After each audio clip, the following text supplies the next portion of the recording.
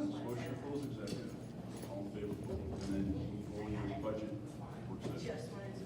Because you already go through meeting. Yes, we did earlier. You're in the meeting. Can I have a motion, please, to close, closed session? Mrs. Shields? Second. And Mr. Johnson? All in favor? Okay, thank you. And that will be at 6:30. Thank you very much.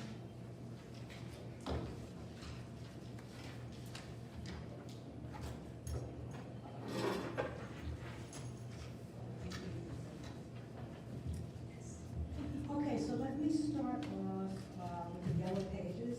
There's one white page in that packet that I gave everybody. So if you go to your revenue details tab, and what you're going to put in that one is that you have to put together the estimated revenue sheet and then the revenue projection analysis. Put that right on top of the white pages, so then you'll know your yellow pages are more current. That goes in the first section. Yes, it goes, revenue details. Thank you. Thank you. Go ahead. So under revenue details.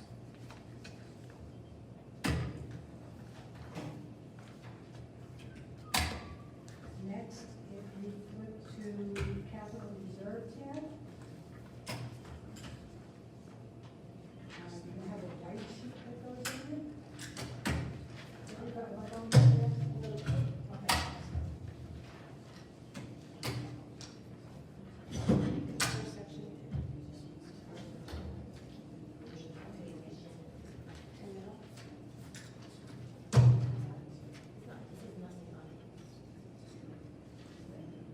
The first,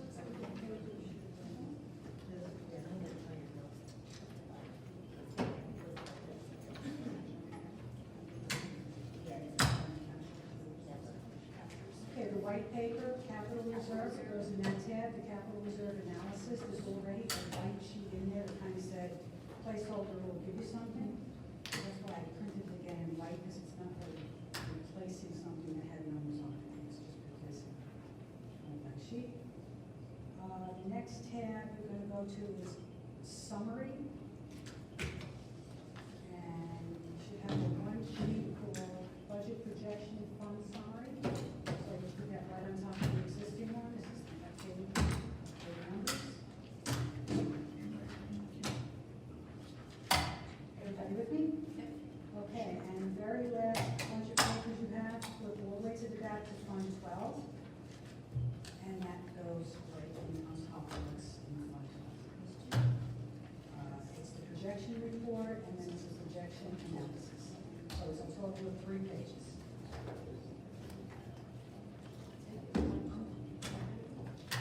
Excuse me, Rachel, can you just repeat, I'm sorry, the last piece, what's that? Fund 12. Projection report, there should be 3 pages left, and it goes Yes. under the Fund 12 tab. Thank you.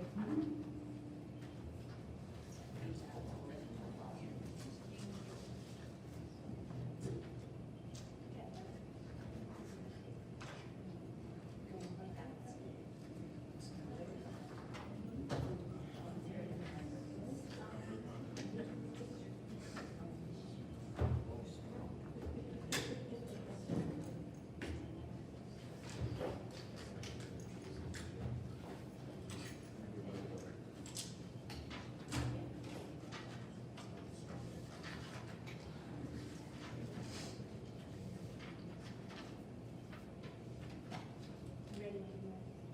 I'm ready whenever everybody else is. Everybody ready? This is good. Please don't. Fingers together. Thank you.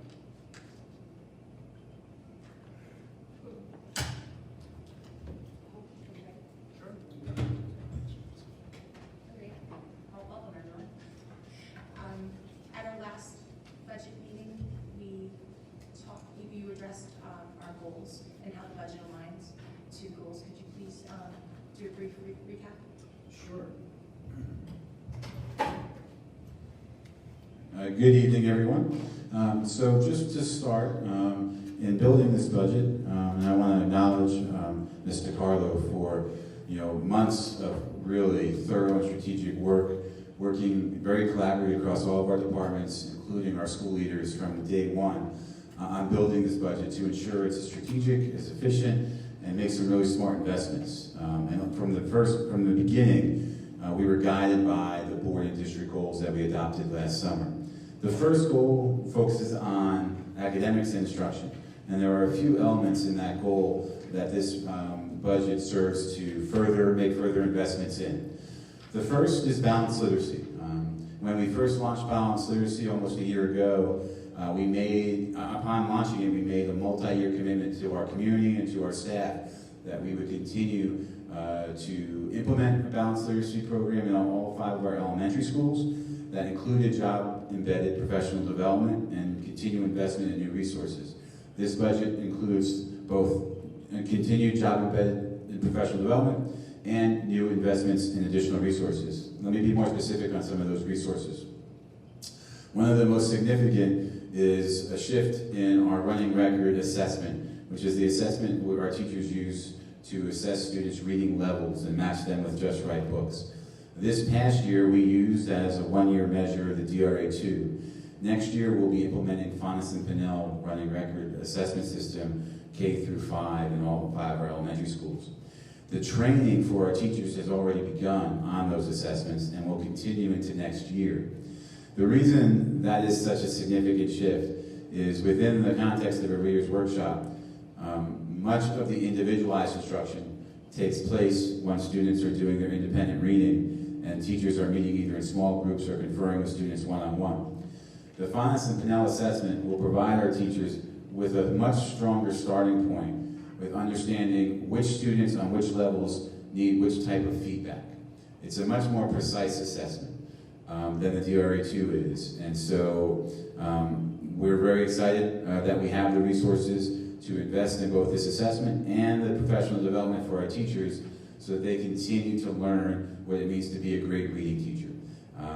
And we continue to applaud their efforts this year and know that we're committed to this multi-year going forward. Second, universal screening was launched this year. It was launched with Acadians, it was launched with Easy CBM for math, DRA2. We are continued committed to universal screening, and this budget makes some exciting investments in that as well to further streamline both the assessment tools that we use, but also how we house that data. So for example, I mentioned Easy CBM a minute ago.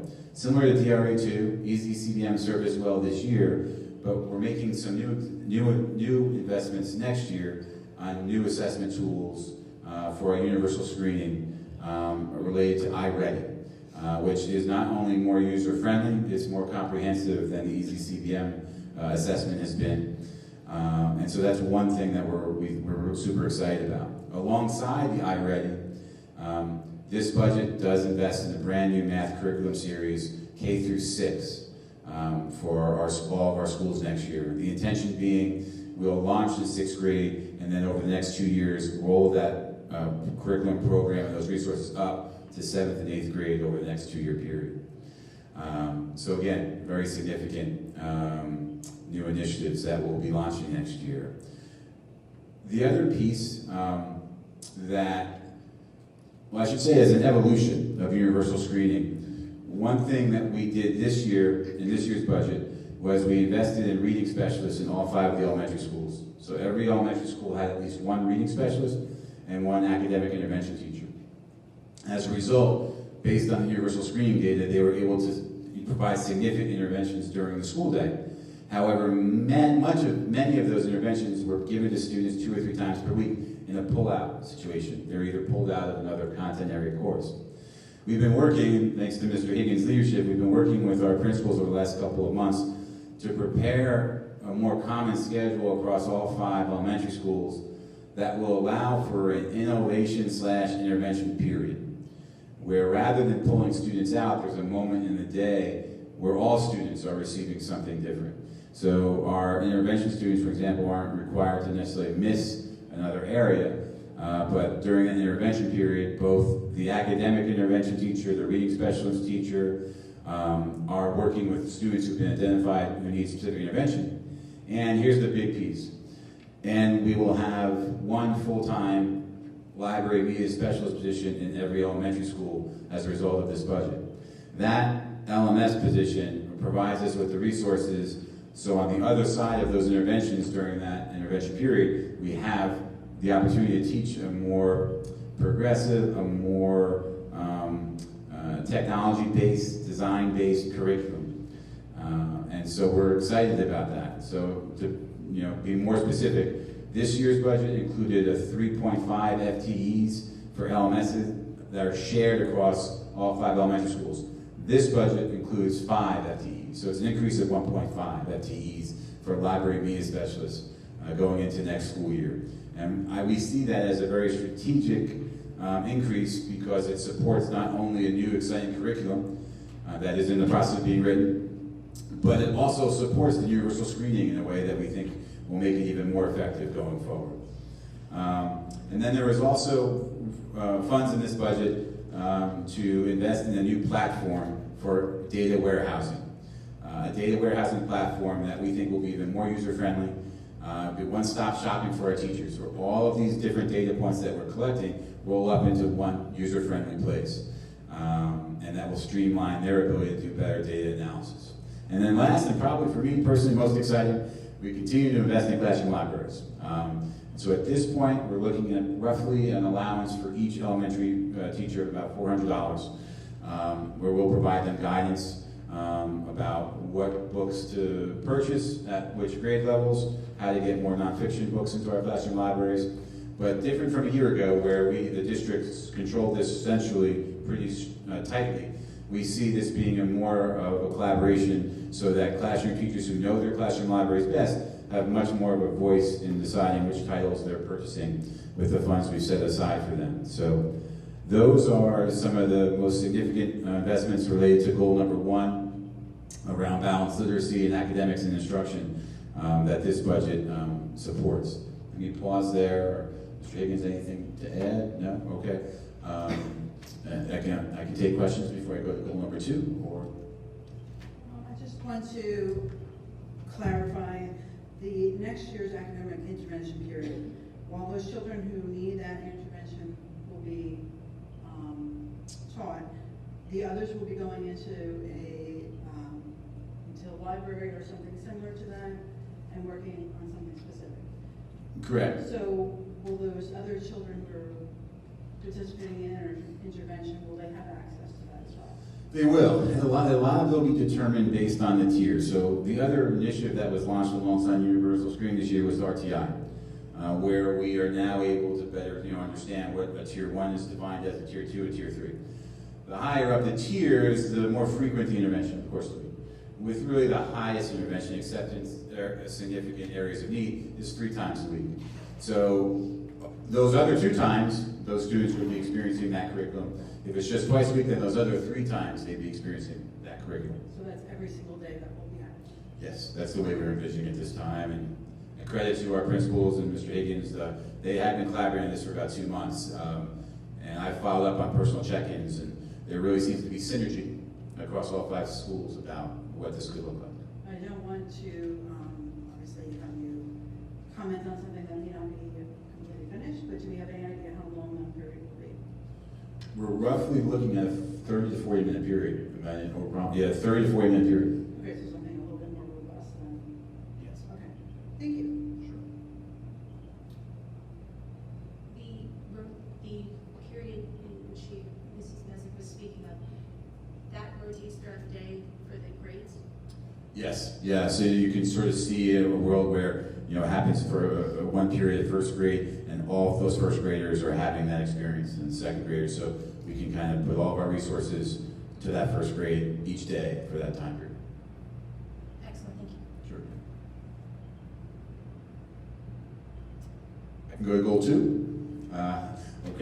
Goal 2 essentially speaks to the value of community relations.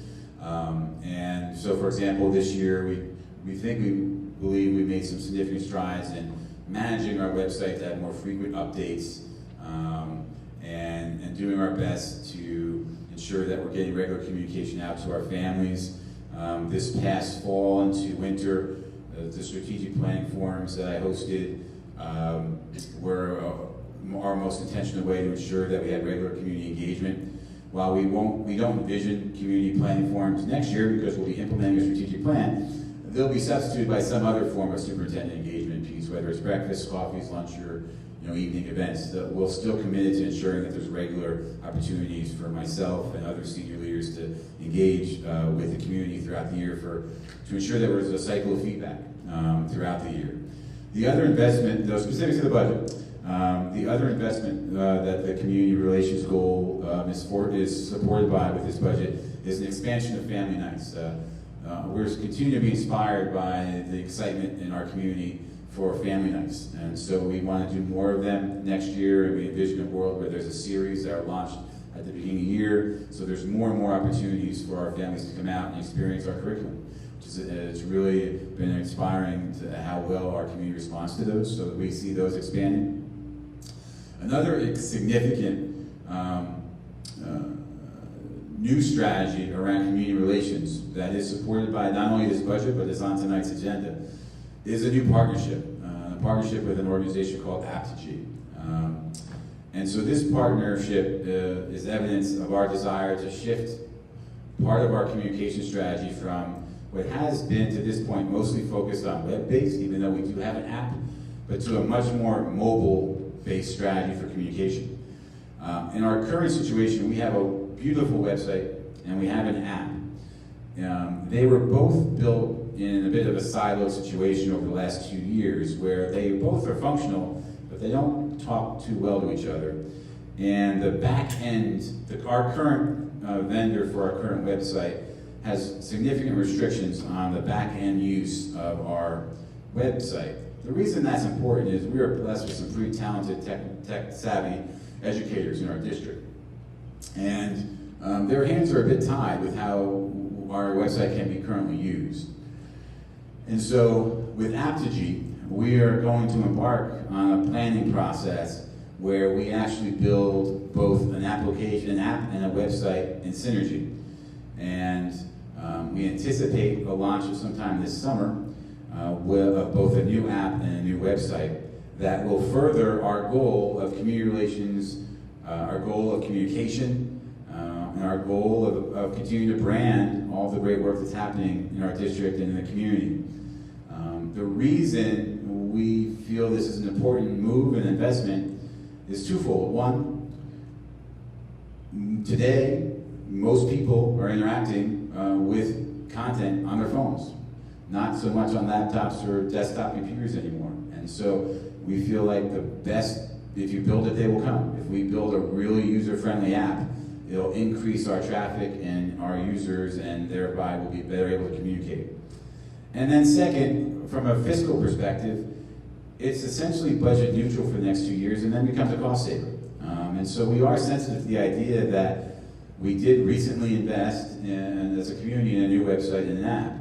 And so we don't take lightly the idea of making a change now. But we have been careful to do analysis that there is cost savings going forward in the contract with the new website that amounts to $5,000 to $7,000 annually than our current costs are. And so we did want to highlight that for the community to know that we were sensitive to that, and we did do a thorough analysis around that piece as well. So let me pause there. Those are the sort of the big ticket items under the community relations piece that the budget supports.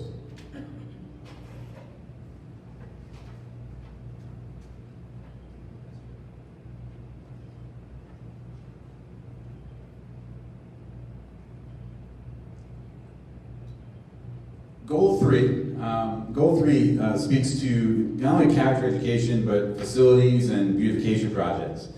And we have a lot happening in this area. Let me start with some really good news that's come out over the last 6 to 8 weeks, where we had 2 more schools be recognized as state schools of character. Both DBO and Dwyer are also now not only been accepted as their application for a national school character, but they also have site visits that are occurring this month.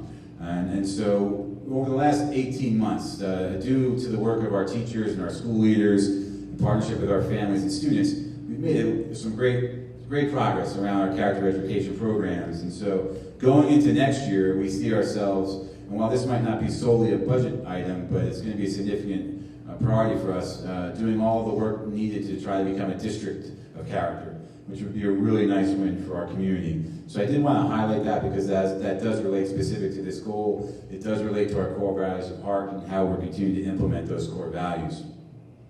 Now, more specifically around the budget, we continue to invest in our Class 3 security officers this year. We have four of the 5 hired.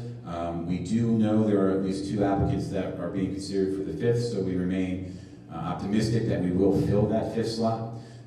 But overwhelmingly, the feedback from the community, the teachers, our leaders have been positive about having this presence in our community.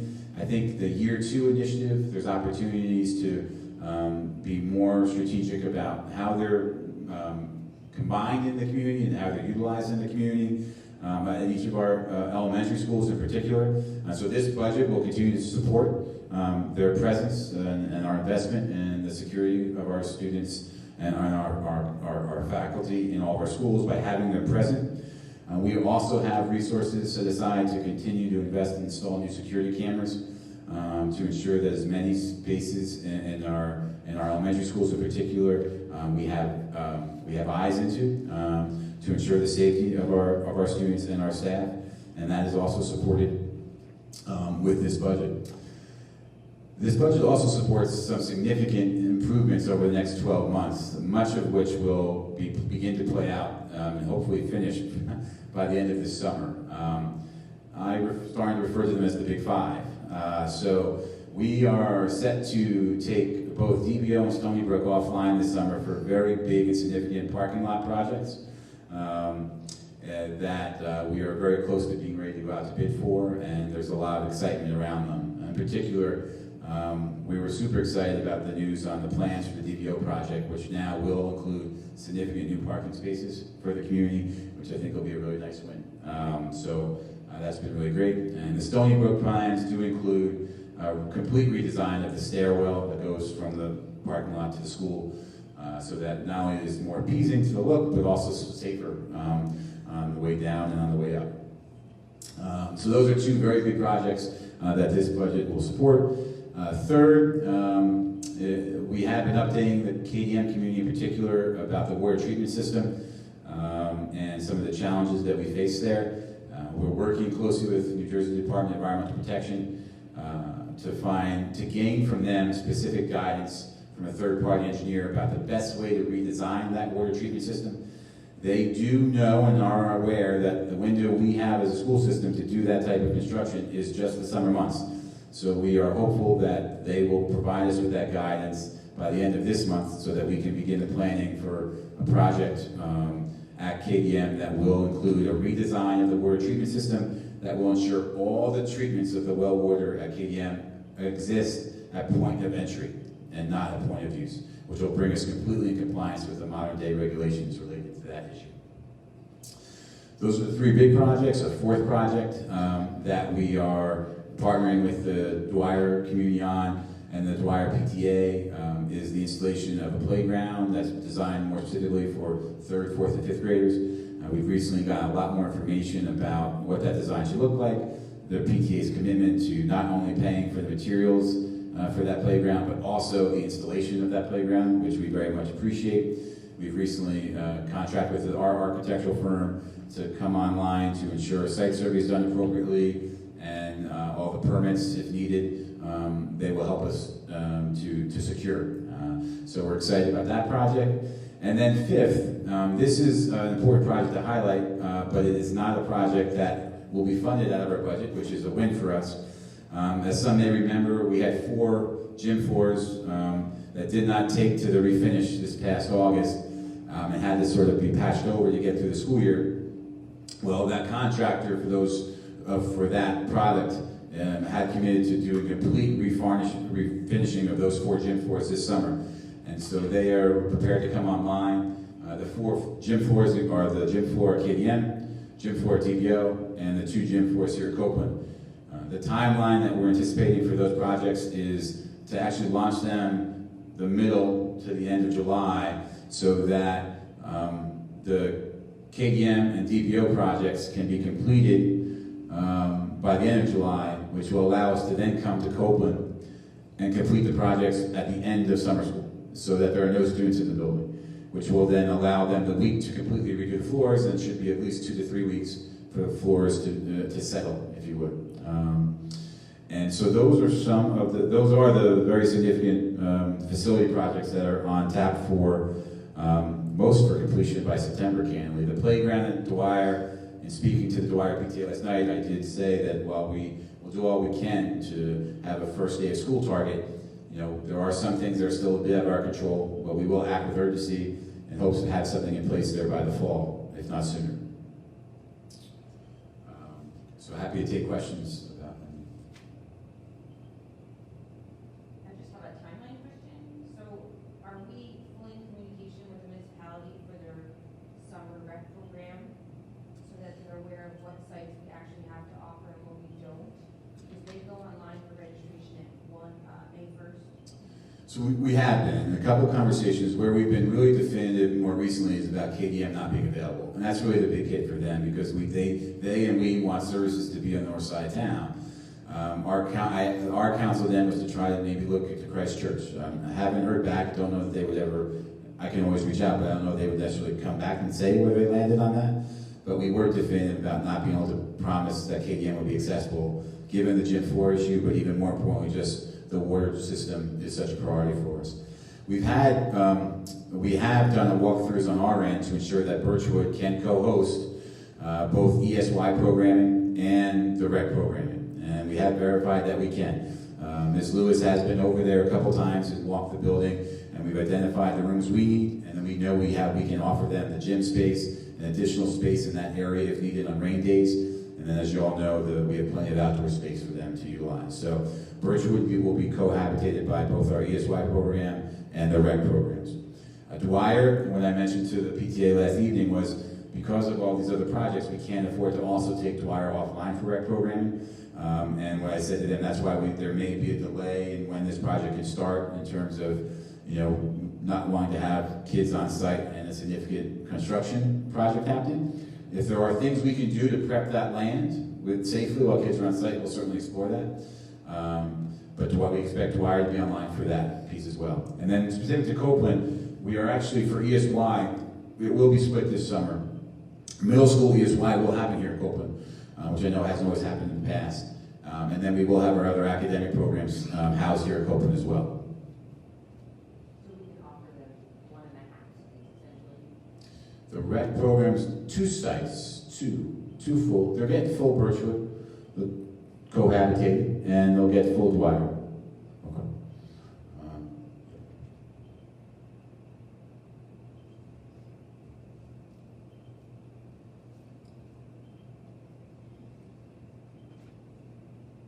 I do have one question.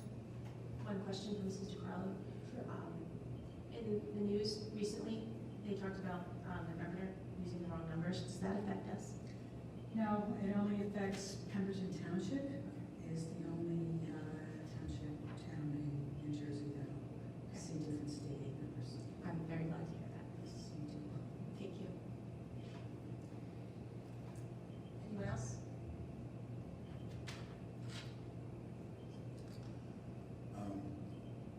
May I say a few more words to the teachers listening potentially about some of the PD? So one thing I would like to elaborate on for teachers that may be out there listening is that we are being sensitive to the amount of new initiatives coming online next year, and we do know that in particular for the Readers Workshop this year, it was a really significant lift, and our teachers have done an amazing professional job with remaining engaged in that. The coaching we envision for you next year is to continue the same coaches that we've had this year, that you've built relationships with, and it would look very similar in terms of happening during the school day when we have the cycles and substitutes coming. And so you may be wondering at home about, was the math going to be the same and how are we going to fit all that in and so forth?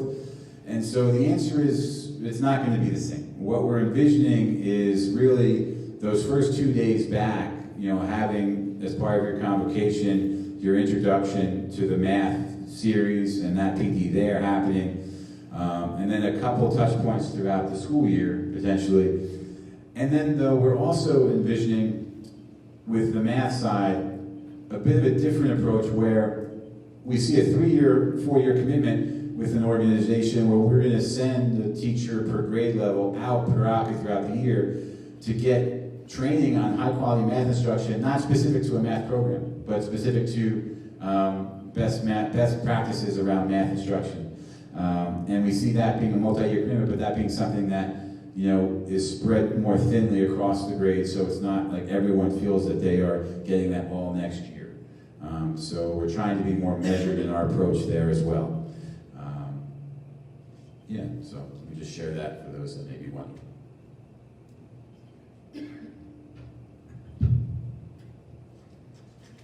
I really didn't have any, all my questions were answered at the last budget session, but I did want to thank Mr. Carlo for giving us this document of all the changes. It was easy then to go in and see, you know, what numbers were added, and also for having the books to us Friday so we could have the weekend and ample time to review, so I appreciate that. If I could, before anybody's entertain any questions, any additional questions, I just wanted to go over the tax levy increase, which would be your first tab. I couldn't get that number to you until we got our state aid numbers, so if you look at that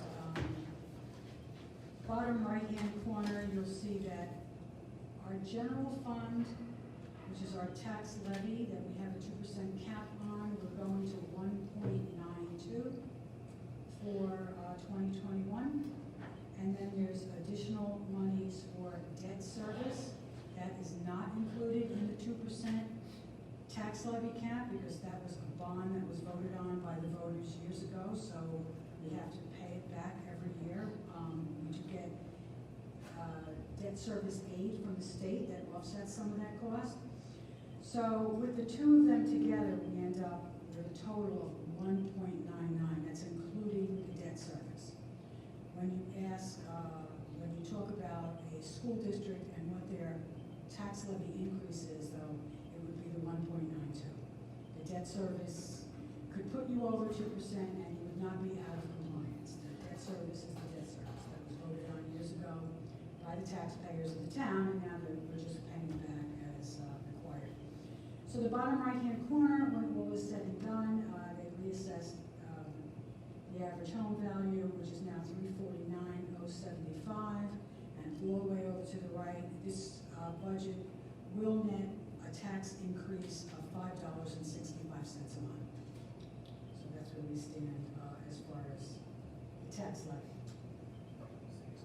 State aid, as I said in my email, the second tab that we flipped through, we received $101,000 more in state aid. Most of that is due to the 77 student increase in enrollment that we had from one year to the next.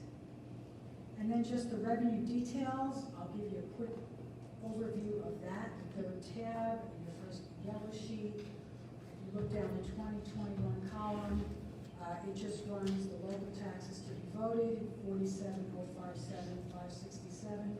All the way to the right calculates out to a 1.92. Tuition is both our preschool and our special ed tuition in students. Excess surplus is the $2 million that we spoke about that we did have this year, that we used part of it for the DBO parking lot, and then for some big one-time purchases. $1.475 million is the budgeted withdrawal from capital reserve, which will pay for the rest of the DBO parking lot and the Stony Brook parking lot. Transportation fees, we budget $100,000 every year, which we've just reached, Mrs. Brooks. So anything we get going forward now is just added into our spendable money as a refund. Because I budget $100,000, but we make almost $200,000 a year said and done. So we've covered that $100,000. Everything else is pretty standard miscellaneous revenue. When you look at that, that's the sale of SRECs. That's our interest on our capital, not on our capital reserve, on our general fund, and it's also the use of facilities, the amount of money we're getting from the Y now to run the program. So that's where that $263,000 comes. The next 1, 2, 3, 4, 5, 6 6 numbers are basically state aid numbers, with the exception of extraordinary aid. I put in 250, we could get more than that, but I always like to budget on the conservative side. And then if we get extra money, we get extra money. I certainly don't want to over budget that number. And then your bottom 4 numbers are grant numbers, which I include them in the budget, but it's really a pass-through. The money comes in, the money goes out. So that's where we get our numbers from. Debt service is from local taxes. If you go to the next column down, debt service aid was $145,960. That's what the state gave us. Because our total debt service for the year is $595,100. So that's twice a year we have to pay back our bonds and we have to pay back wages. So that's the payment we're going to make for the entire year.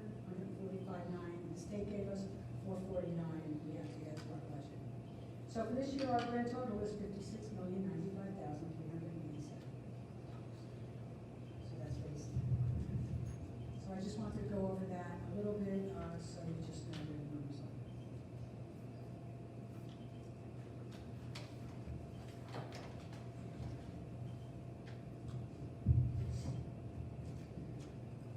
Well, I'd just like to thank the administration for putting this budget together.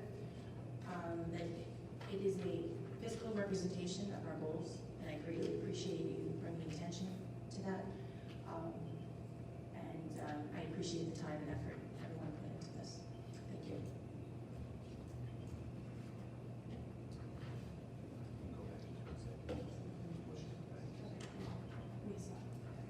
Can I have a motion, please, to go back into executive session? So moved. Second. Mrs. Shields? And Mr. Thompson, can I have first hands?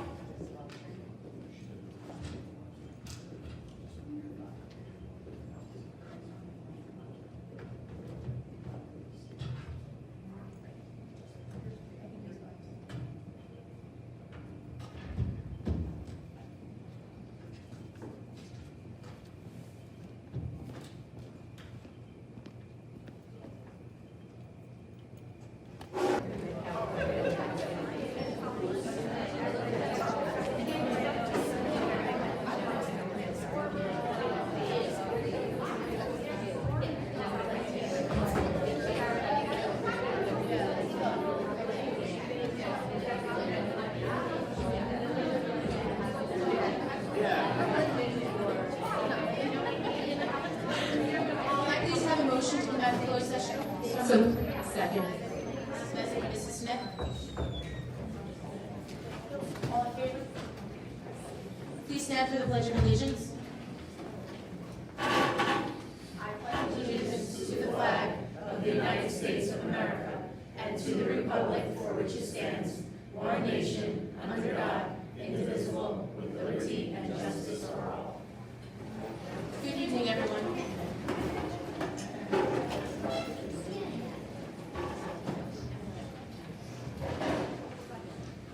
We have a presentation this evening. We do, thank you. Super excited, and thank both Principal Combs and Ms. Bosworth for coming out tonight. We, a year ago, maybe even a little over a year ago, Principal Combs wrote a grant and received with a successful grant to our local education fund, the RTEF, as they funded a 3D printer for Birchwood. And we have a presentation tonight to learn about what that 3D printer has been doing with our kiddos over there in the 4th grade. So I invite you to come on up. I think the technology is queued up to go. And board members, if you want to move to the audience, you might be able to enjoy it more easily. Okay? Thank you. And if you want to say a few words first as we sit down, perfect. Thank you. You already know what I'm doing.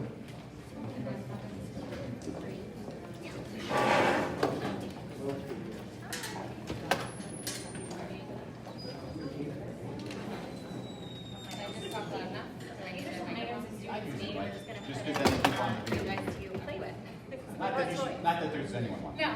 Not at all.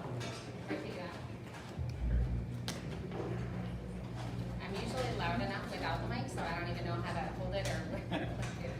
So, good evening, everyone. Thank you so much for having me. My name is Erin Bosworth. I am a 4th grade teacher at Birchwood this year. And just going to tell you a little bit about my experience with the 3D printer this year and how it's worked in our classroom and how we plan to continue to use it throughout the upcoming years as long as technology continues to work for us. So last year, as Dr. Jananitz had said before, last year Dr. McCombs was able to get a grant through the RTEF for our school to have a brand new 3D printer. And Dr. McCombs offered it up at the faculty meeting and said, who wants it? And immediately, I think within half a second, my hand was up. Anybody who knows me knows technology is something that's really a passion of mine and something that was a no-brainer. I didn't know how it was going to work with elementary school kids. I didn't know how I was going to use it, but I just knew I needed to learn. So throughout the past year, I've been trained on our 3D printer as well as other 3D printers and how to incorporate the process from start to finish, how to use the hardware, how to use the software, how to troubleshoot, what materials work best, what programs work best, how to use it within different subjects, cross-curricular wise.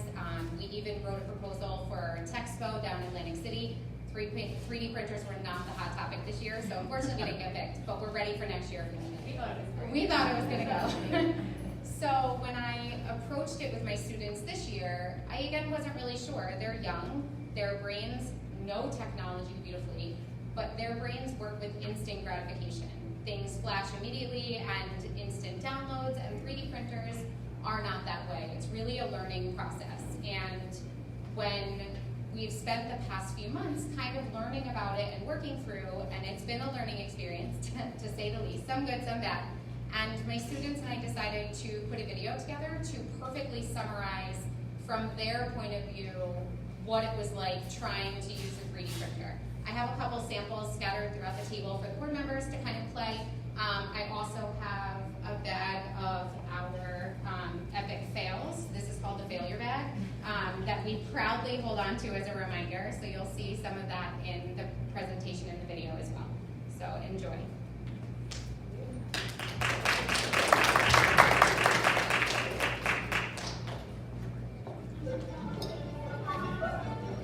Our 3D Printing Adventures by Mrs. Bosworth's 4th grade class.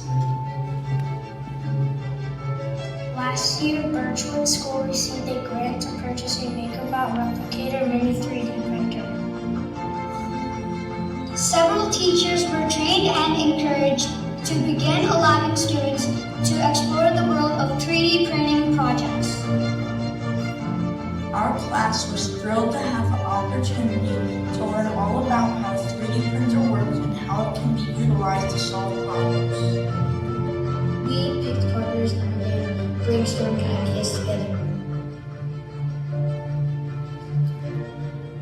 Mrs. Bosworth showed the class how to create our own designs using Tinkercad.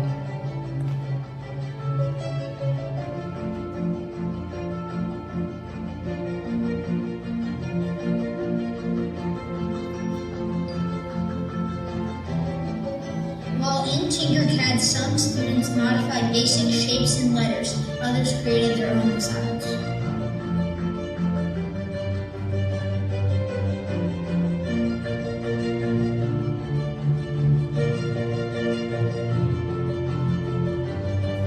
After our designs were complete, we learned how to download our projects into the right format to get them ready for printing. It was finally time to stop printing.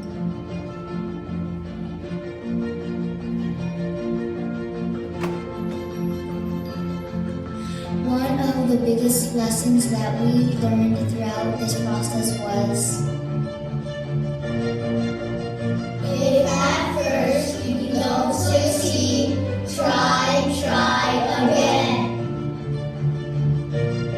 The first design printed was a success.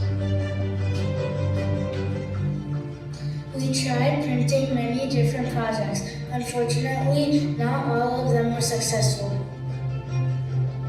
One project printed but then easily broke apart. Some of the projects stopped working after the base layer was created. 2 projects made it past the base and feet before the printing failed.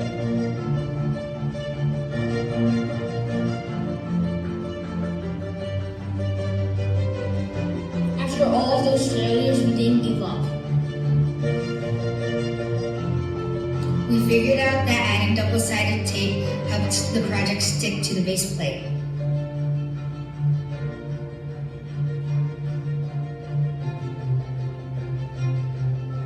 And finally,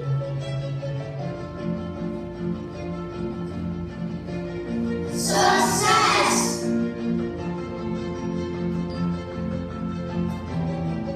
I am so incredibly proud of my students for the dedication and teamwork they demonstrated while accomplishing such challenging goals.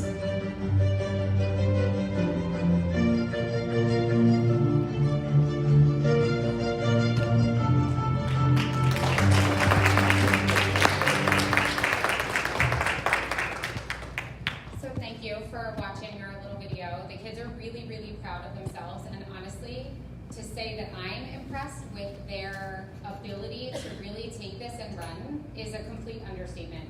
I never in my wildest dreams imagined that they would be able to create such beautiful projects, and they're frankly obsessed. They ask me every single day, all day long. They want to print everything they can. I think I have 7 or 8 projects lined up that they're waiting on, and unfortunately there's just not enough time in the day to get it all done. But it is a really, really cool experience, and a huge thank you to the RTEF. This would not have been possible without you, and we are forever grateful. And I try to express to the students how much appreciation we should have that they are the only students in the entire District K-5 right now to have this opportunity is mind-blowing to them. So truly thank you. We are very, very appreciative.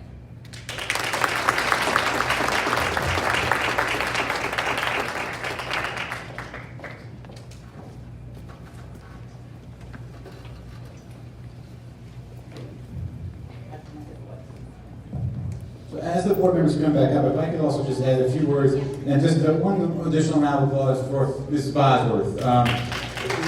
Yes, there were a lot of great successes, Dr. McComb's successful grant, but at the end of the day, it's the teacher leadership that you demonstrated here that we really salute and we appreciate and applaud. So thank you so much for making this experience happen for our students.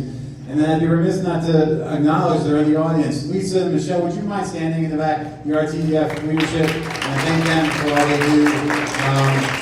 And, you know, they're such a vibrant part of our community and supporting so much of what we do, so thank you both very much. I also want you both to know that really in the ideal world of a partnership between a school community, a district, and an education fund is for the fund to seed innovative ideas like this. And as a result of the success of this project, we're in the process of working to invest in 3D printing for KDM. The budget for next year includes 3D printers across elementary schools. So we're super excited about this, and again, thank you to you for your leadership, but to those in the audience, and also to those that may be watching at home, just a personal plug. For those out there who would like to get more involved in supporting our schools and looking for new opportunities, I know the RTEF would welcome new board members, people who are interested in becoming more involved, to help them grow their partnership with us, which will have, it's really a win-win situation. Investments of dollars that go right back into the classroom that create exciting opportunities for students. So if you're at all interested, please reach out to the RTEF, or you can reach out to me directly. I'm happy to connect you all. So just a personal plug, and I'll turn it back to you. Thank you for the presentation. It's lovely. It's very exciting to see kids get this excited about this kind of project and the grit that they showed, which is something that really, I love it. Thank you again to the RTA, not the RTA, too many acronyms, I apologize, for funding this project, and I would like to, reinforce the plug. Please join this group. They do wonderful things, and I would love to see it continue to grow. So thank you.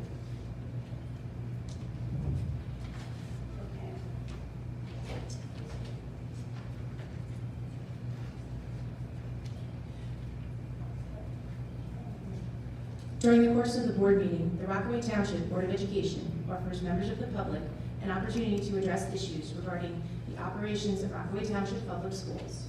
The board reminds those individuals who take this opportunity to identify themselves by name and address and to limit their comments to items listed on the agenda and/or items directly related to the operation of the school district. Issues raised by members of the public may or may not be responded to by the board. All comments will be considered, and a response will be forthcoming if and when appropriate.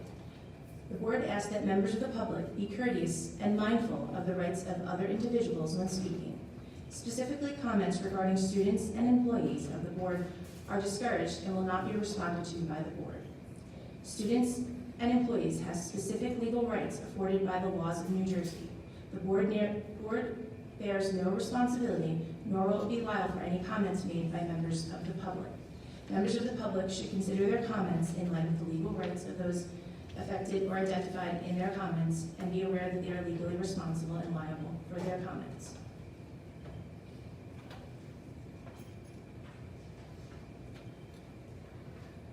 Can I have a motion to open to the public?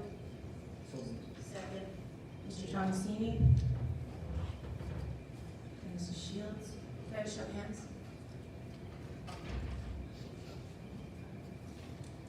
Anyone wish to?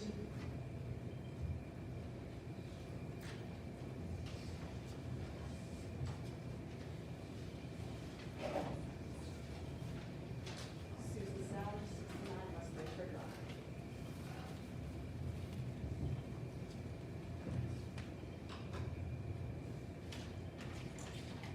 Good evening. Although I was not in attendance at the last public meeting, I did view the video and have a need to clarify a few things. I would like to state clearly that my comments made at the January meeting in no way diminish the role and value of CPAC in our district. This can be verified by watching the video. The concern I raised addressed the potential ethical conflict of the Board of Education President and Vice President sitting as voting members on CPAC's Executive Committee. Since CPAC's Executive Committee is charged with making recommendations to the Board of Education, I merely asked how one could make recommendations to oneself. My comments had nothing to do with limiting board members' participation in general meetings of CPAC or family outreach programs. To Mrs. Hellborg's point made about the legality of participation at the last board meeting, involvement in CPAC general meetings and family outreach programs is similar to board members being members of the PTA. That has never been an issue. However, PTAs are not chartered as advisory committees to the board, nor are they chartered to make recommendations to the board. Therein lies the difference, and why I'm questioning an ethical conflict. Contrary to what was inferred by the statement made from a founding member of CPAC, I personally, since my name was used, have always supported CPAC, as did all the boards with whom I worked. As a parent of a child who had special needs, both academic and medical, and having a master's degree in special education and certified as a learning consultant, I know firsthand the importance of a support group, which is a critical role of CPAC.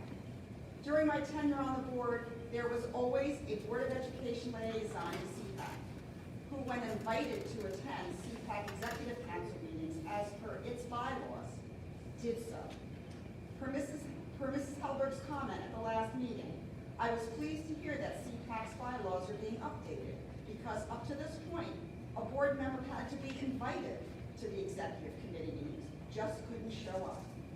If in fact the perception by a founding member of CPAC is that the participation of the board president and vice president and and I quote her, goes against the grain of the culture set up by previous boards of education and past presidents, dividing and pitting general education students and parents against special education students and their parents, then let me say clearly that this division was not caused by the Board of Education or past presidents. In fact, for years, the past boards have pushed for more family nights. Happy to hear that you're going to be doing that in next year's budget. And for a parent academy for parents of all children, not just children with special needs. I am happy to see that over the past few years, CPAC has once again become an active committee, and I wish it continued success. Thank you. Thank you for your comment. Anyone else from the audience? Can I have a motion to close? So moved. Second. Show of hands, please.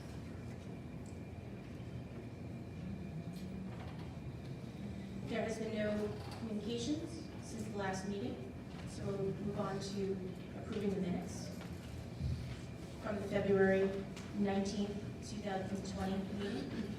Could I have a motion, please, to approve? So moved. Second. Christie, Mrs. Rockaway, and Mr. Thompson. Can I have a roll call, please?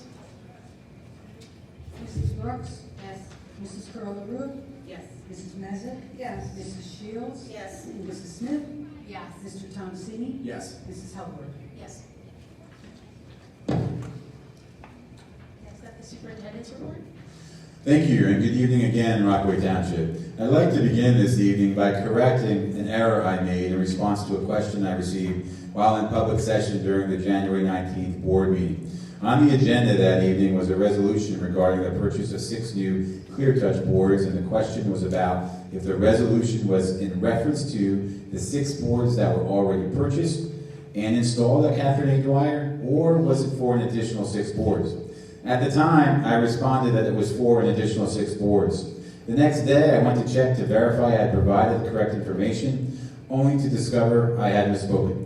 The resolution on the February agenda was indeed for the 6 boards already installed at Catherine A. Dwyer. While the boards had already been purchased and we wanted to ensure full transparency with the community about a purchase of this size, hence the decision to have it added to the board agenda. I do apologize for my oversight. As I'm sure all in our community are aware, we continue to monitor updates from the CDC and the state and local health agencies regarding the coronavirus. This past week, our security and facilities team met with local authorities and representatives from the Township's health department to discuss communication protocols in the event of a heightened alert in our community. We also confirmed our school nurses all have direct access to the Township's head nurse. Furthermore, over the past week, we have increased our sanitation requirements for all high-traffic areas and classrooms in our schools to ensure they receive daily treatment. We have also furnished all schools and nurse offices with additional hand sanitizer. Please note, we are also taking additional measures to ensure all of our buses are sanitized at the conclusion of the AM and PM runs each day. Switching gears, I would like to acknowledge Principal Ganella and all of the Copeland teachers and staff who helped organize and participate in the volleyball-a-thon last Friday evening. It was a wonderful event, and it was really inspiring to see how many of our students and staff participated in the games with great support from the many families in attendance. And lastly, I would like to thank Dr. McCombs, Mrs. Bodworth, again, and her 4th grade class for sharing all of the amazing work they have done with the 3D printer at Birchwood. This would not have been possible without the generous support, as I mentioned, of our local education fund, the RTEF, and its president, Lisa Harlan. Moving forward, we aim to invest in more 3D printers across our district as a way to expand our curriculum and provide our students with multiple ways to tinker with new ideas while learning new and exciting skills within the fun-filled classroom environments. And that concludes my report. Thank you. Sure. Business Administrator's report. This evening, we had our second budget work session. And now I would just like to explain to everybody what happens next. So now that we've gone through 2 work sessions, what happens to the budget now? We must have the budget to the county superintendent's office by March 20th. The county then has until April 20th to approve our budget. We must have a public hearing on the budget between April 24th and May 7th. Our public hearing is scheduled for May 6th. At that time, we will give a presentation on what is contained in our budget and the impact of the new budget to the taxpayer. There will be time for questions and answers from the public after the presentation. We will advertise the meeting and place a copy of the budget in the newspaper by May 2nd at the latest. Thank you. Thank you. Mr. Higgins, the curriculum report. Thank you. Good evening, members of the board, and hello, Rockaway Township. I'd like to update everyone on 3 particular items: the math focus group, spring assessments, and data dashboards. First, the math focus group. During the final weeks of February, a volunteer group of teachers in grades K through 6 met to help the district evaluate the 2 math pilots we undertook in 5th grade this year. On February 13th, the group visited KDM and observed Mrs. Young's class using Eureka Mathematics. Following that visit, a representative from Eureka met with the group to show the full features of the program. The group met again on February 20th, this time observing Mrs. Palangada at DBO using ReadyMath. Again, after that observation, the group met with representatives from ReadyMath to see more features of the program. The district owes a huge thank you to both Mrs. Young and Mrs. Palangada and their students for inviting us into their classrooms and allowing us to ask questions as they work so diligently. Also, I would like to thank the members of the Math Focus Group for donating their time to help guide the district in this process. Their feedback was invaluable. The calendar for the spring NJSLA access and DLM testing is posted on our website under Departments, Office of Curriculum and Instruction, Assessment and Reporting. We are preparing our schools from the technology side and from a personnel side for this spring's testing window. Thank you to all the school test coordinators and the IT staff for their ongoing preparations. Also, our mid-year data dashboards are available in the parent portal for all students in K through 5. Please log in to see your child's progress on these screening assessments. As we did in the fall, this information will be used to help us identify areas of need for our students and to help us make determinations on whether or not students need academic assistance in reading or mathematics. Thank you. Thank you. Up next on the agenda, committee reports. Is there anybody who has a committee report? Operations met last Wednesday at 4:30. Myself, Mrs. Halbord, Mrs. Shields, and Mrs. DeCarlo. We just had a kind of an operational budget workshop. We discussed some of the big projects, DBO and Stony Brook. We also requested that our next meeting, which takes place on March 25th at 4:30, be revolved around security and talking about the new initiatives and purchases. We requested Mr. McGovern to attend so he can answer maybe some questions we have about some of these items. That's it. Policy. The policy committee met also recently on February 26th at 5:30. We actually met a little earlier due to some last minute conflicts. In attendance were Nancy Helberg in place of Aaron Tonsini, Christy Kurilaru, Dr. T, and me. And we discussed the following policies. We continue to discuss policy 2330 homework. We reviewed a revised version. Dr. T is still gathering some feedback. We also discussed policy 2431 athletic competition, which is mandated and revised. That one will be up for first read for tonight. In addition, we discussed policy 5420, reporting pupil progress. This was brought up by a community member. There is a regulation, and we are aware that we need to examine some of the policies and regulations that are mentioned in that policy. For example, grading, so that we can make sure that it's revised to reflect our new grading practices. In addition, we discussed policy 8550, outstanding food service charges, which is mandating, and that was identified as an update needed as per the Strauss SMA audit. That is up for a second read this evening as well. Our next meeting will be Wednesday, March 11th at 5:45 at the administration building.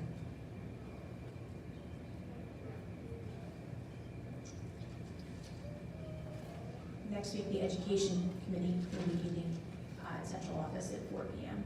on the 11th also.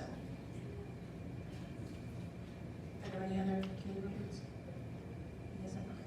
Thank you. Up next, we have recommendations for board actions. Can I please have a motion to approve the superintendent's recommendations for personnel items 1 through 12? So moved. Mr. Thomasino? Second. Mrs. Shields?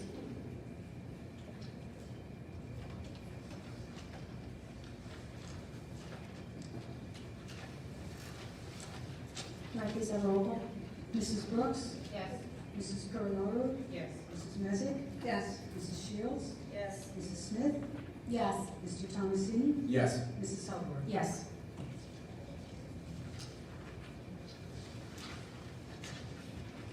We have no HIV for this evening, so on to education. Can I have an education, for a motion to approve the education recommendations? So moved. Mrs. Shields? Second. Mr. Thomasini? Board discussion? If there's anybody from the public that wishes to speak, I can open this up to the public.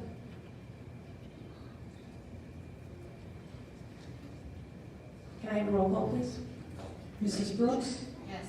Mrs. Carlaro? Yes. Mrs. Mezak? Yes. Mrs. Shields? Yes. Mrs. Smith? Yes. Mr. Thomasini? Yes. Mrs. Hubbard? Yes.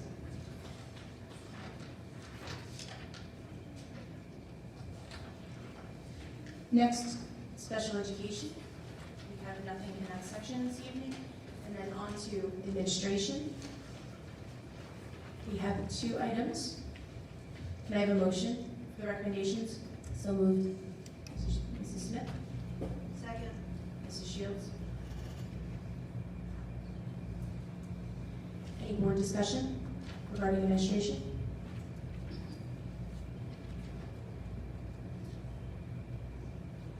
I can open this section up to the public if there's anybody from the public that would like to comment.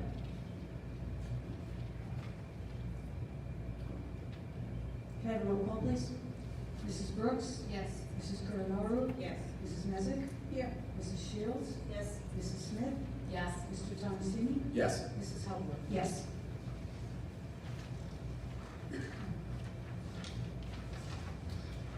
Next section is finance. We have 3 items under finance. Can I please have a motion for finance? So moved. Second. Mrs. Shields? Mr. Thomasini?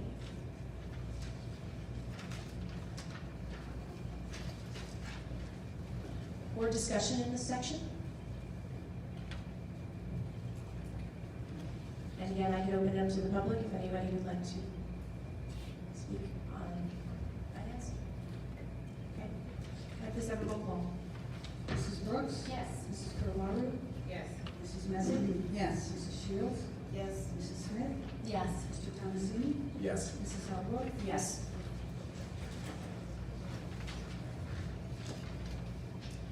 On to policy. Can I please have a motion? So moved. Second. Mrs. Carlaro, Mrs. Shields. Board discussion? We have one policy that's recommended for first read. It's policy 2431, athletic competition, which is mandated. It has, or it had multiple stress estimate policy alerts, so the version is different than what is currently online. There are related regulations we are also planning to review and/or have revised. We needed to remove reference to high school sports and the NJSIAA athletics as we were advised by stress estimate. We also requested that all parent be revised to parent/guardian.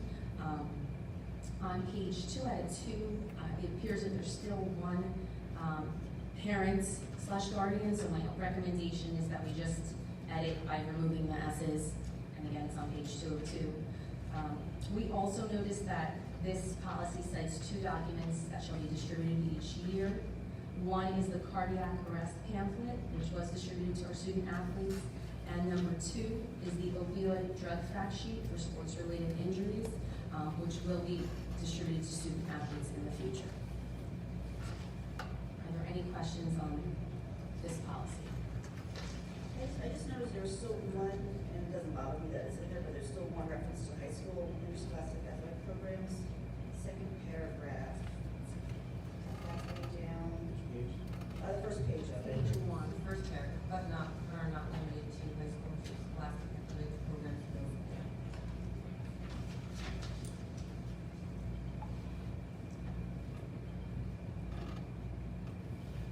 So would you like to remove the high school interscholastic athletic program? Thinking yes, right?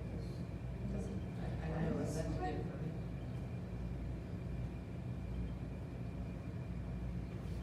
Thank you. Anyone else? You said it. Now on to policies recommended for second read. We have policy 8507, breakfast offer versus serve, OBS. This is mandated and this is a new policy. It was identified as an update needed as per the Strauss-Esme audit, if applicable, and was determined by Mr. Carlo and Dr. Chi to be applicable to us. Policy 8508, lunch offer versus serve, OBS. This is also new and it was identified as update needed as per the Strauss-Esme audit, if applicable, and also determined by Mr. Carlo and Dr. Chi to be applicable to us. And then finally, policy 8550, outstanding food service charges, which is mandated, and it was identified as update needed as per the Strauss-Esme audit. We had asked to revise all parent to parent/guardian as well. And we currently do not have, I know Mr. Thomasini had asked about the separate definition section for the entire manual. We don't currently have one for the entire manual, although some policies will have a separate section at the beginning. But that's something we can look into implementing or creating if we feel like it'll, help. And we won't have to clarify the parent/guardian in every policy. We also had a Dwyer teacher that came up at the end of the board meeting and just had asked for some clarification about the change we made, so I felt it was important to just go over that. The main change on this policy, on page 1 of 2, we removed the part that says if payment in full is not made within 1 week from the date of the second notice, the student, and there were 2 options, will not be served school breakfast or lunch as applicable, beginning the 8th calendar day from the date of the second notice, so that was removed. We also removed, will be provided a basic lunch that will contain the essentials and balanced nutritional selections as prescribed by the Bureau of Child Nutrition Programs. So that idea of having the cheese sandwich was removed, and this was a recommendation that came from Mr. Carlo and Dr. T, and it was very well received by this teacher. So she was happy that the students will still be able to purchase a normal lunch, and won't be the cheese sandwich. Are there any questions on those 3?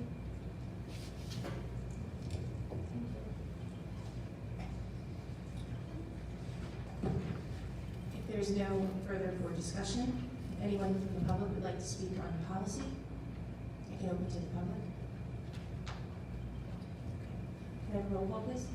Mrs. Brooks? Yes. Mrs. Carlaro? Yes. Mrs. Mezak? Yes. Mrs. Shields? Yes. Mrs. Smith? Yes. Mr. Thomasini? Yes. Mrs. Halberg? Yes.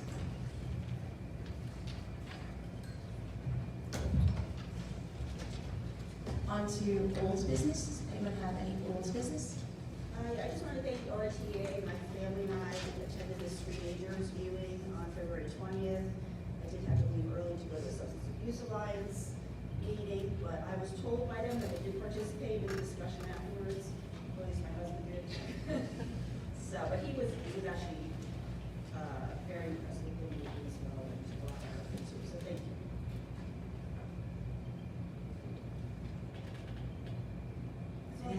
That's it. Anybody else for old business? On to new business. I just have a comment about the Birchwood presentation. As a graphic designer, I know how exciting it is to be able to work so hard on something and then drive down a highway and see your billboard or see an electronic sign go up, and how you have to collaborate with other people. So I sat through that presentation so excited because I make a living out of doing something fun like that every day. But it's not instant gratification. There's a lot of trial and error, and sometimes you bring things to people too, who ask you to make something and it's not quite what they want, but you kind of know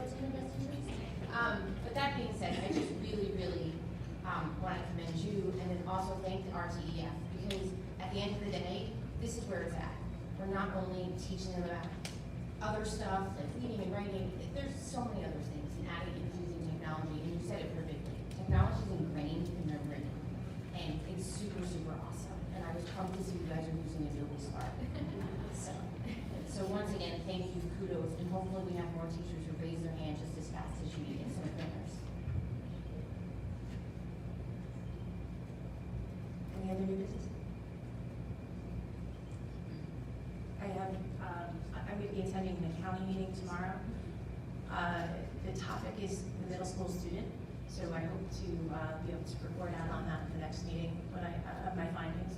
And I'm also attending the New Jersey School Board's Legislative Action Committee meeting in Trenton on Saturday. So hopefully I'll be able to have something to report out on our next meeting regarding those two meetings. Any other This is where you put that out there about governance.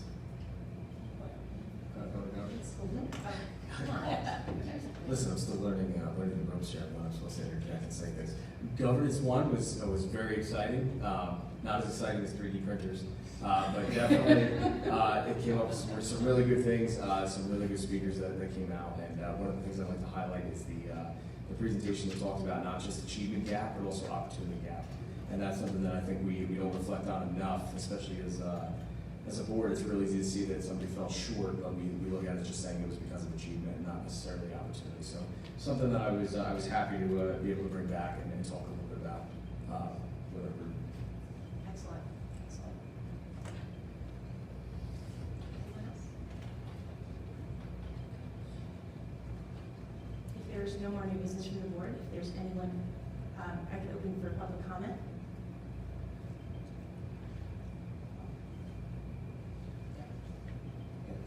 Can I have a motion, please, to open?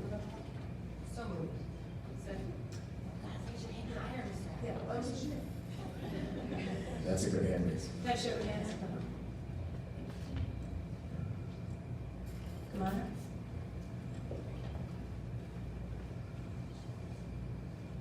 Brian Adams, RTEA.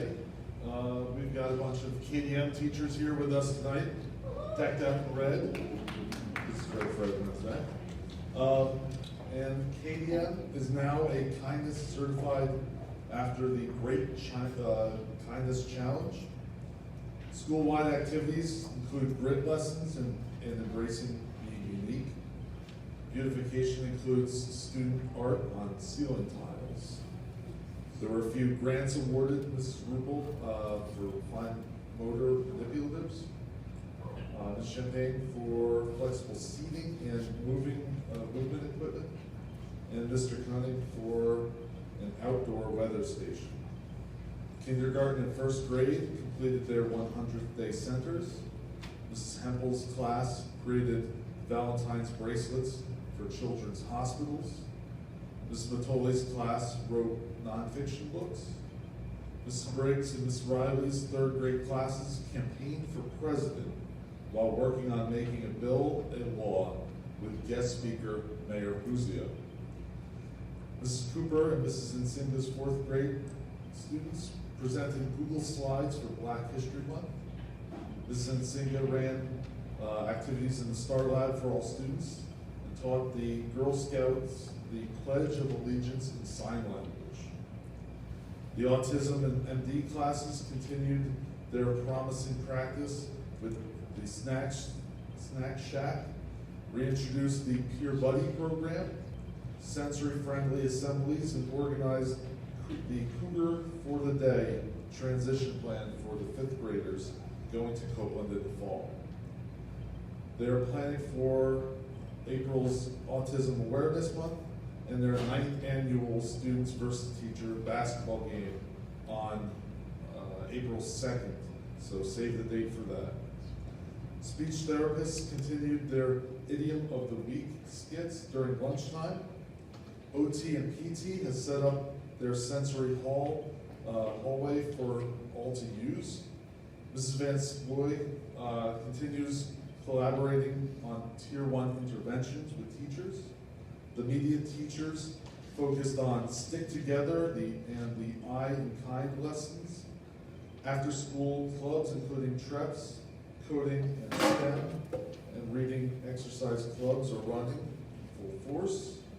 And the students in Miss Smith's class are loving their reading trip, their love of reading activity.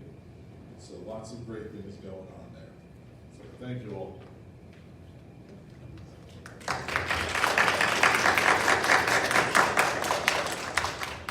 Thank you for reporting out on that. It's so lovely to hear. Elementary schools all schools are very busy, and it's very energetic, and I appreciate all you do for our children. Thank you.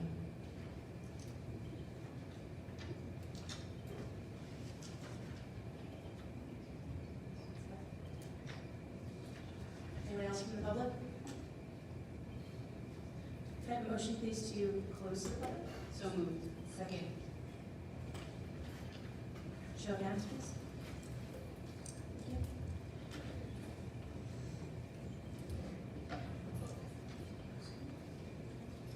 That brings us to the end of the meeting for the adjournment. I have a motion. So moved. Second.